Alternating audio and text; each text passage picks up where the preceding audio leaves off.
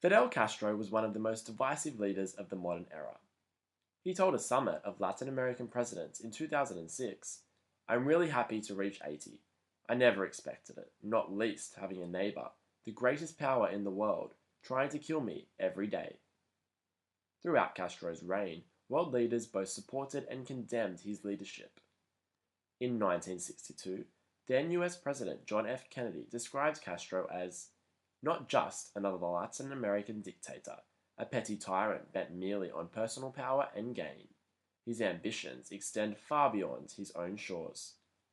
45 years later, Venezuelan President Hugo Chavez proclaimed in a speech, "Fidel, for me, is a grand master.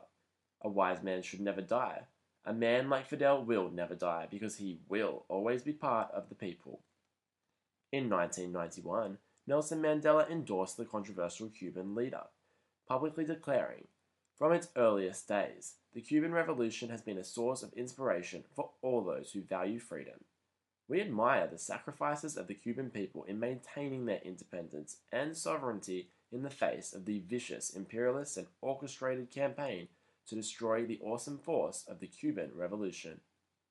In 1989, former Chilean president and then Chilean military director General Augusto Pinochet lauded Castro's steadfastness.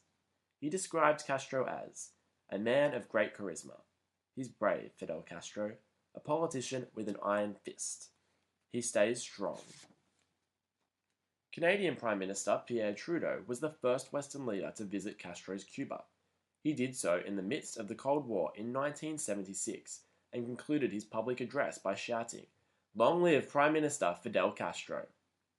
Upon Castro's death, former Prime Minister of Australia Tony Abbott described Castro as an enemy of the United States, Western values, and human decency. He claimed, "Castro was a brutal dictator.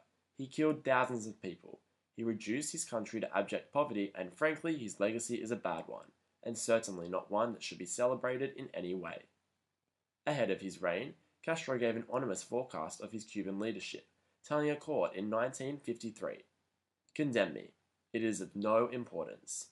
History will absolve me."